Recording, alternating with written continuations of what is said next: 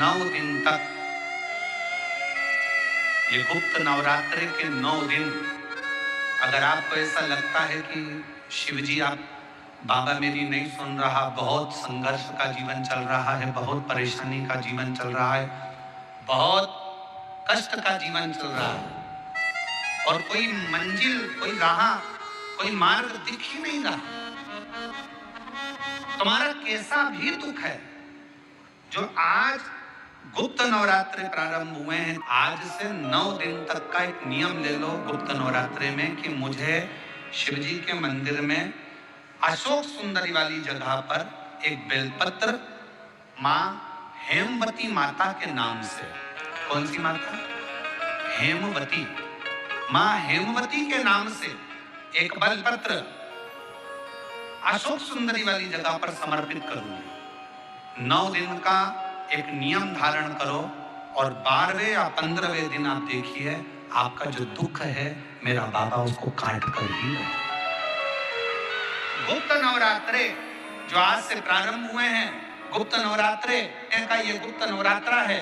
इस नवरात्रे में हेमवती माता का स्मरण करना, एक बेलपत्र का पूजन करना, या एक बेलपत्र के वृक्ष के नीचे आप 9 दिन तक भी, अगर मंदिर तक भी नहीं जा सकते, मंदिर में आप बेलपत्र रखने नहीं जा सकते, तो आपके घर के आंगन में, द्वारे पर, बगीचे में, आपके घर के आंगन में, द्वारे पर, बगीचे में, आपके घर के पास अगर कोई बेलपत्र का पौधा है, वृक्ष है, उस बेलपत्र के वृक्ष के सामने एक बेलपत्र का पत्ता रखकर भी अगर आप उस पर जल चढ़ा रहे हैं या पूजन कर रहे हैं हेमवती माता के नाम से, तो उसका फल आपको मिलेगा।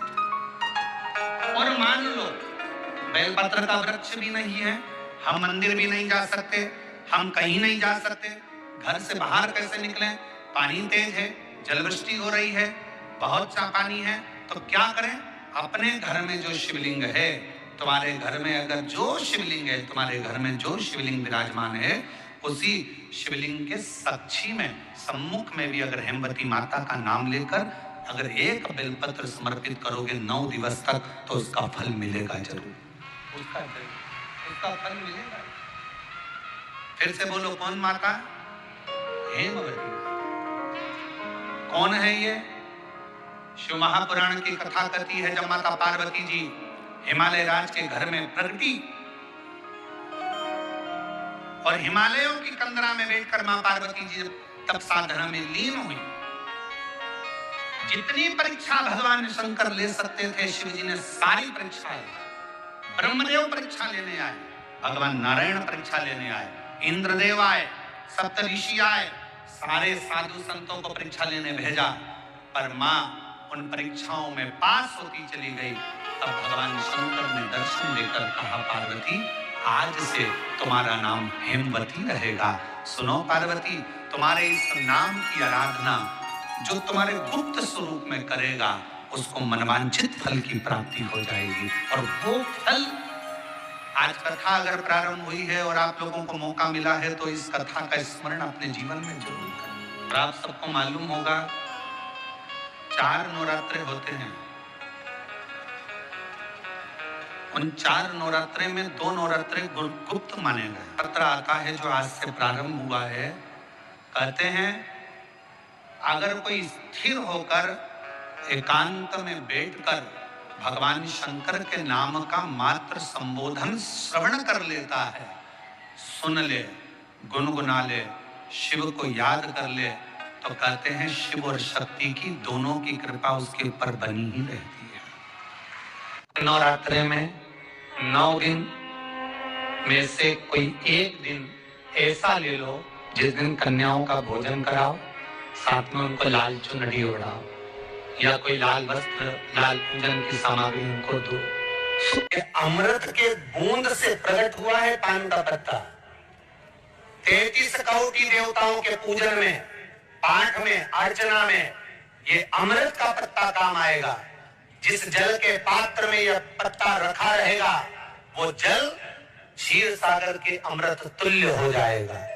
क्षीर सागर के अमृत तुल्य। घर में लड़ाई चल रही है, क्रोध हो रहा है, विवाद हो रहा है, आपस में परिवार टूट रहा है, विवाद हो रहा है, पति पत्नी में झगड़ा हो रहा है, अदालत तक बात पहुंच गई, तलाक तक बात पहुंच गई, तो भी अगर एक श्रीफल को लेकर घर में घुमाकर उस पे लच्छा लपेटकर तुमरुका जी का नाम लेकर जिस पति पत्नी में झगड़ा और उसके नाम का मोली लच्छा, लच्छा जानते हो मोली जो हाथ में बांधते हैं, नाड़ा, उसको लपेटकर अगर शंकर जी के मंदिर में ले जाकर उसको समर्पित कर दिया जाए तुमरुका जी के नाम से, तो पति और पत्नी में भेद होना समाप्त हो जाता है, दोनों में प्रेम बढ़ जाता है। तलाक की भी बात चल रही हो तो दोनों में प्रेम हो जाता है। तलाक नवरात्रि चाहे चैत्र के आए नवरात्रि, चाहे सर्दियां आए, चाहे गुप्त नवरात्रि आए, उसमें शंकर भगवान की जितनी जितनी आराधना करोगे उतनी उतनी जगत जननी जगदम्बा दुर्गा प्रसन्न होती चली जाती है और वर देती चली जाती है। उतनी दो गुप्त नवरात्रे होते हैं, थोड़ा ध्यान देंगे। दो गुप्त नवरात्रे होते हैं। एक गुप्त नवरात्रा यही माघ के महीने में आता है। श्रृंगी ऋषि ने इस गुप्त नवरात्रे का बड़ा वर्णन किया। श्रृंगी बाबा ने इस गुप्त नवरात्रे के बारे में बहुत कुछ बताया, बहुत।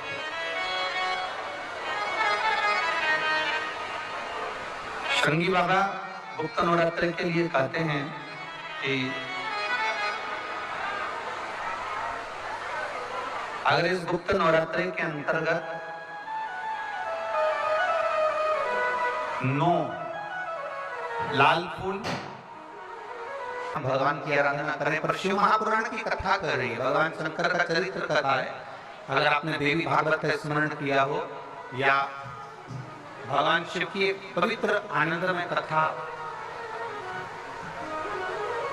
स्कंद पुराण के काशी खंड में अगर सुनी हो या उसमें भी नहीं पढ़ पाए हो तो श्रृंगी ऋषि के चरित्र में आता है।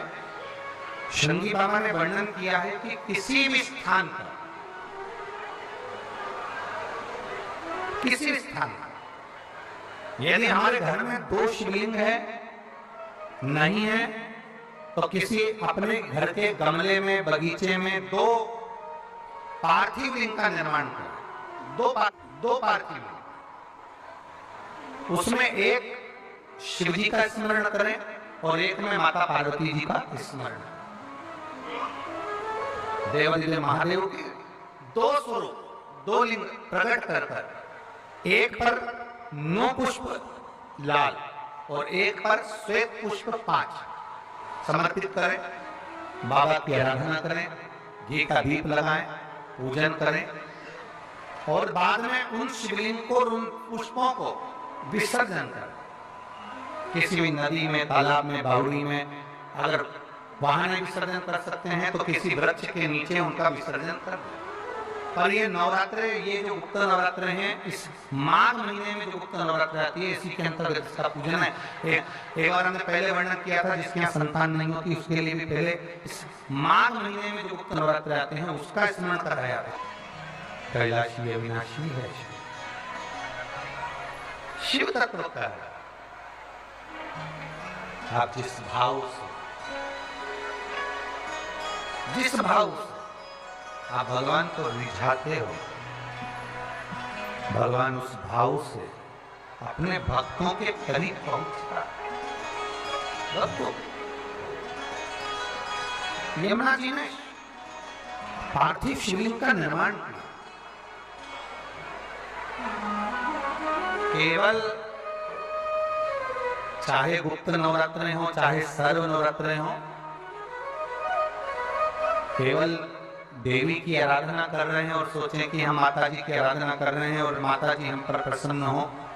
शिव महापुराण की कथा कहती है कोई सी भी नवरात्रे में अगर आप शंकर भगवान की आराधना के साथ देवी की आराधना करेंगे तो शिव महापुराण की कथा कहती है महादेव शिव और शक्ति दोनों ही कृपा जरूर करते हैं। ये निश्चित है।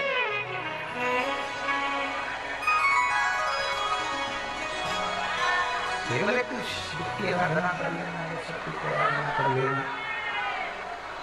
हम शिव और शक्ति की दोनों की आराधना सीखते हैं। हम शिव और शक्ति की दोनों की आराधना। दोनों केरा, परंतु दिन भी मुंह का लग जाए कभी नवरात्रे पड़े, चाहे गुप्त नवरात्रे हो, चाहे संपूर्ण विश्व को ज्ञात चैत्री और कुमार के नवरात्रे हो, हर नवरात्रे में आप एक विशेष ध्यान रखें प्रत्येक नवरात्रे में कि हमें शंकर भगवान की शिवलिंग की पूजन करनी। और एक और बात समझ लें, दो शिवलिंग का निर्माण नहीं भी कर सकते हैं तो एक शिवलिंग का निर्माण करें और उस शिवलिंग के पास में ही एक छोटा सा मिट्टी का ढेला रखकर मां जगत जननी जगदम्बा का भी पूजन कर सकते। आपको नहीं बनाना दो शिवलिंग, तो एक शिवलिंग एक मिट्टी का थोड़ा सा। ऐसा नहीं है कि मेरी माता दुर्गा भवानी पिंडी के रूप में नहीं पूजाती है। अगर मेरी माता पिंडी के रूप में नहीं पूजाती तो वैष्णो देवी में 3 पिंडियां विराजमान नहीं हो पाती। जितने जितने शक्तिपीठ हैं, आप प्रत्येक शक्तिपीठ में दर्शन करने के लिए जाएंगे तो वहां पर भी आपको पिंडी का दर्शन होता ही है, प्रत्येक शक्ति। ऐसा नहीं कि मेरी मां पिंडी के रूप में पूजाती नहीं है, वो भी पूजाती। आप जिस भाव से बजेंगे, जैसे हम कहते हैं हमारे शहर में, हमारे सीहोर नगर में कुबेरेश्वर धाम कंकर शंकर की भूमि है, मतलब वहां जो गया है वो कंकर शंकर की आराधना करने के लिए गया है, कंकर शंकर की पूजा करने के लिए गया। आपके घर में पितृ दोष है, आपको ऐसा महसूस होता है, आपको लगता है, तो किसी भी नवरात्रि के पहले जो अमावस्या पड़ती है, गुप्त नवरात्रि, तो अंदाजा लगाइए। तो जिस दिन अमावस्या रहे उस दिन चावल की कटोरी में एक कपूर का टुकड़ा रख दीजिए, छोटा सा, और कपूर का टुकड़ा रखकर उस कपूर को दरवाजे के बाहर कटोरी में ही, चावल रखी हुई कटोरी में ही उसको पितरों का स्मरण कर जला दीजिए। और जलाने के बाद उस चावल को कहीं भी किसी भी वृक्ष की छांव में पक्षियों के लिए डाल दीजिए। शिव महापुराण की कथा कहती है, अगर मान लो पितृ आपको कष्ट दे रहे हैं, पितृ आपको तकलीफ दे रहे हैं, कोई काम नहीं होने दे रहे हैं, या कहीं आपको ऐसा लगता है कि पितरों का दोष है, तो वो पितृ दोष देवी, अब ये जो आप करेंगे ये कब कर रहे हैं? अमावस्या के दिन आप उसको रख रहे हैं। अमावस्या के दिन उसको रखकर रात भर अपने रखा कपूर के साथ में, सुबह एकम पड़ गई, नवरात्रि लग गई, उसी दिन उसको जलाकर आपने पटक दिया। अर्थात उससे देवी और पितृ इन दोनों का आशीर्वाद जो प्राप्त होता है, तो घर में से पितृदोष समाप्त होकर लक्ष्मी की वृद्धि प्रारंभ हो जाती है, कार्य में सिद्धता आ जाती है। मान लो अगर पितृदोष है तो करो, नहीं है बड़े अलमस्ती से रहो।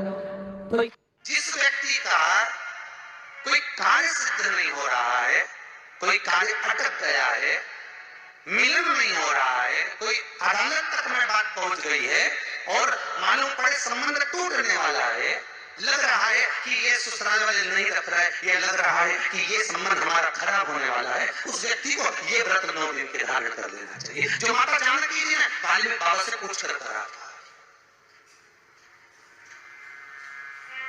जो माता सीता जी ने वाल्मीकि बाबा से पूछ कर करा था,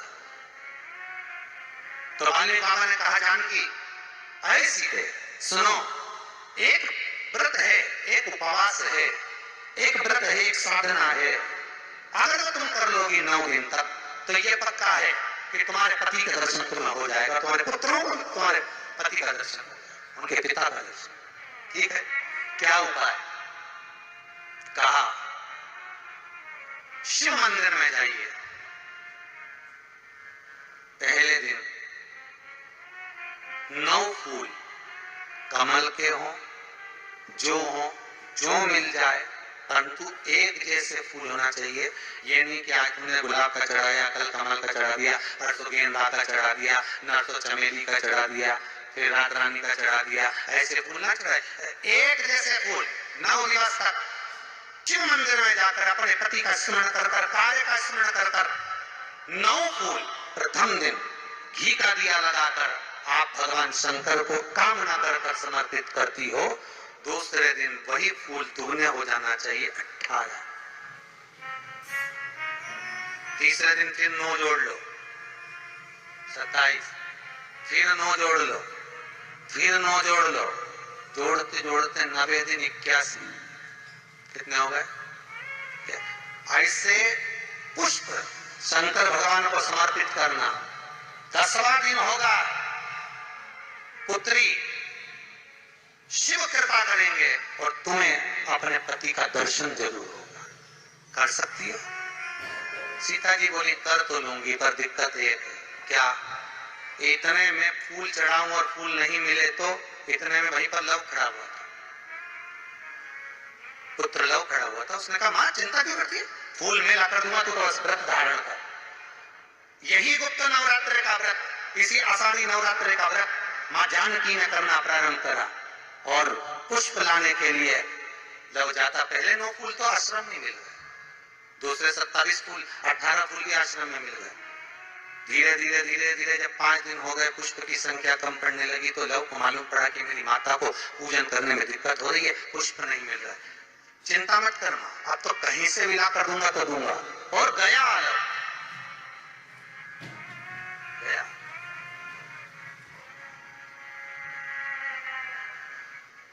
अयोध्या में पहुंच गए, जहां एक सुंदर सा सरोवर था।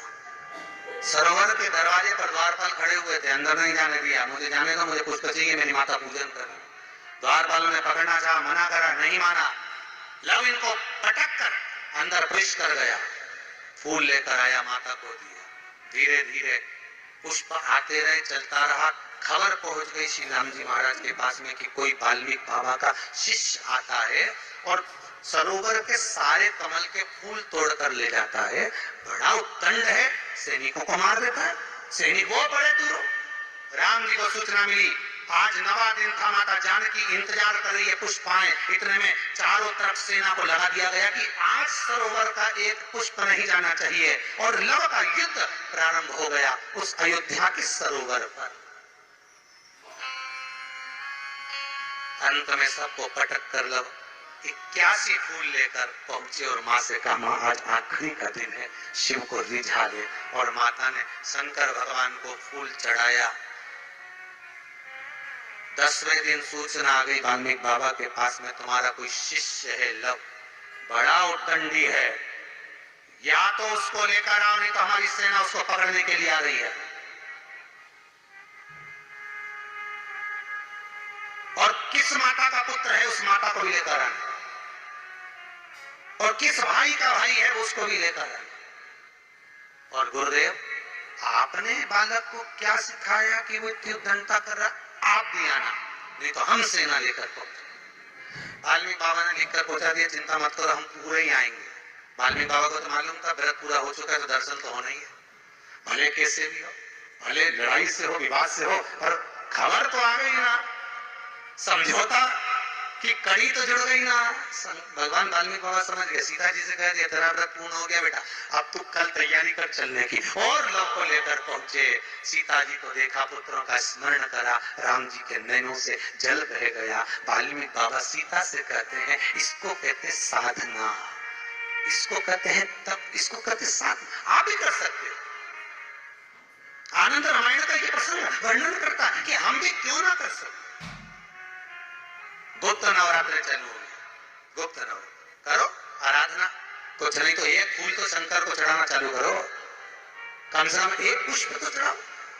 जिसको लगता है कि मेरे परिवार में कोई दूसरा व्यक्ति हस्तक्षेप कर रहा है, या मेरा पति किसी पर नारी के साथ में रह रहा है, या नारी किसी पर पुरुष के साथ में रह रही है, तो माखन थोड़ा सा प्रतिदिन मां जगत जननी के मंदिर में अवश्य समर्पित करें। 9 दिन तक समर्पित करोगे, कैसा भी दोष होगा, कैसे भी ग्रह होंगे, वो सब हट जाएंगे और जीव आपका हो। ये वो नवरात्र है जिसमें प्रेम आनंद बढ़ता है, स्नेह बढ़ता है। ये वो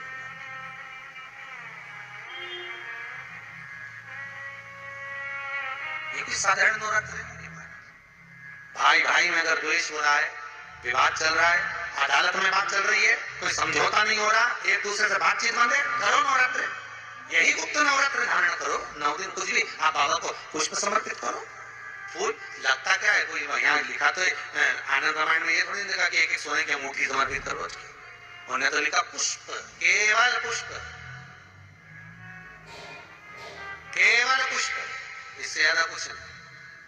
भगवान को दीजिए।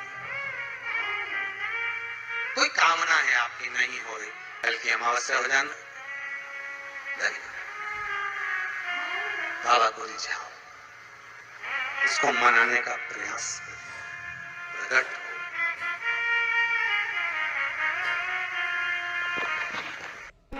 लंबी बाती का प्रमाण अलग होता है। लंबी बाती क्यों लगाई जाती है? भगवान के मंदिर में दीप में, देवियों की पूजन में, लक्ष्मी की वृद्धि के लिए। कौन से देवता के यहाँ लंबी बत्ती लगती है और कौन से देवता के यहाँ गोल बत्ती लगती है, उसका भी प्रमाण बना। किसी देवी की पूजन करो तो लंबी बत्ती आती है, कुल देवता की पूजन करो तो लंबी बत्ती आती है। किसी मंदिर में किसी देवता को लगाने जाओ तो गोल बत्ती लगती है, उसका भी प्रमाण है। लंबी बत्ती जहाँ लगाई है, अगर लक्ष्मी के सामने लगाई है तो लक्ष्मी की लंबाई बढ़ती है, लक्ष्मी की वृद्धि बढ़ती है। अगर कुल देवता के नाम की लगाई है तो वंश की वृद्धि होती है। इसलिए हमारे यहाँ अमावस्या पूनम को जो पाटे वाटे भराते हैं उसमें गोल बत्ती नहीं लंबी लगाई जाती है, जिससे हमारा वंश बढ़े। नवरात्रि में देवी जी की जो बाती लगाई जाती है वो लंबी लगाई जाती है, गोल नहीं। क्यों? क्योंकि जिससे माँ हम पर कृपा बना कर रखे, हमारा वंश खूब बढ़े, हमारे यहाँ लक्ष्मी की वृद्धि हो। स्थिर बाती, गोल बाती लगाई जाती है ब्रह्मा के मंदिर में, इंद्र के मंदिर में, देवता के मंदिर में। तुलसी के सम्मुख में लंबी बाती नहीं लगती, तुलसी के सम्मुख में गोल बाती लगाई जाती है महाराज, जिससे स्थिरता का भाव केंद्रित हो, स्थिरता का भाव।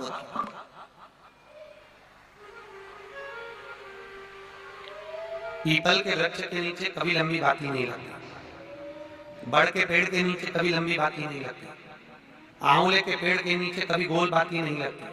आंवले के वृक्ष के नीचे लंबी बाती लगना चाहिए, धन की वृद्धि, सुख समृद्धि। तुलसी के पौधे के नीचे लंबी नहीं लगती, गोल बाती लगती। बातियों का भी प्रमाण।